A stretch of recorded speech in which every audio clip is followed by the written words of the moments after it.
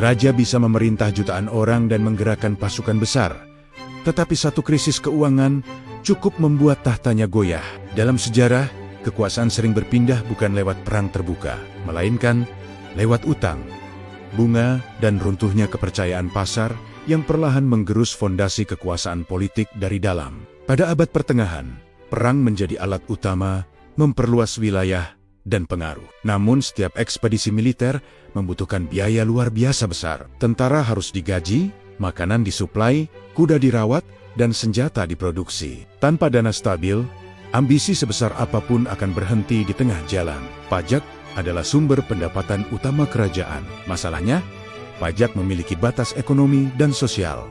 Ketika rakyat terbebani terlalu berat, produksi menurun dan pemberontakan meningkat. Situasi ini memaksa penguasa mencari dana cepat dari luar sistem tradisional pemerintahan dan birokrasi istana. Di Italia abad ke-15, keluarga Medici muncul sebagai kekuatan finansial dominan. Mereka membangun jaringan kredit lintas kota dan mendanai gereja serta kerajaan tanpa mahkota. Mereka tetap berpengaruh karena mampu menyediakan likuiditas saat penguasa mengalami kekurangan dana mendesak.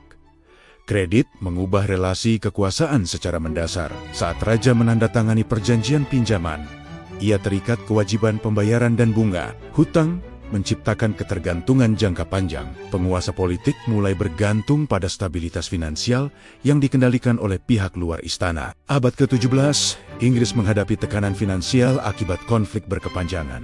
Perang melawan Prancis membutuhkan biaya besar yang tak bisa ditutup pajak semata.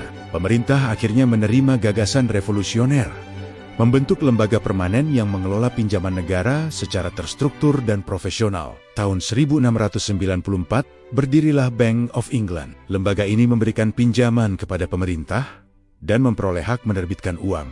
Perubahan tersebut menandai awal sistem keuangan modern yang memisahkan kebijakan moneter dari kekuasaan langsung raja.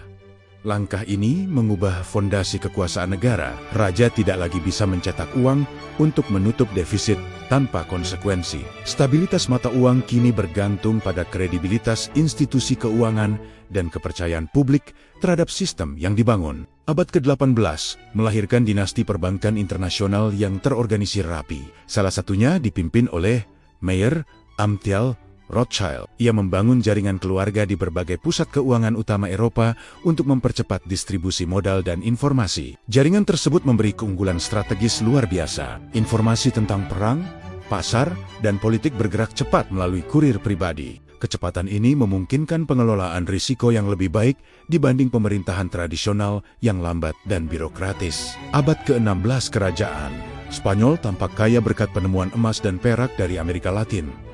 Namun, biaya perang Eropa yang terus meningkat membuat kas negara terkuras. Spanyol beberapa kali gagal membayar utang, menunjukkan bahwa sumber daya melimpah tak menjamin kestabilan finansial. Prancis menjelang revolusi 1789 menghadapi beban utang besar akibat perang dan pengeluaran istana. Ketika kreditur kehilangan kepercayaan dan negara kesulitan mencari pinjaman baru, tekanan ekonomi berubah menjadi krisis politik yang mengguncang sistem monarki. Pola sejarah menjadi jelas. Kekuasaan politik tanpa fondasi keuangan kuat akan rapuh. Mahkota mungkin terlihat kokoh, tetapi tanpa arus dana stabil, legitimasi dapat runtuh sewaktu-waktu di hadapan tekanan ekonomi. Memasuki abad ke-20, negara modern membentuk bank sentral untuk menjaga stabilitas moneter.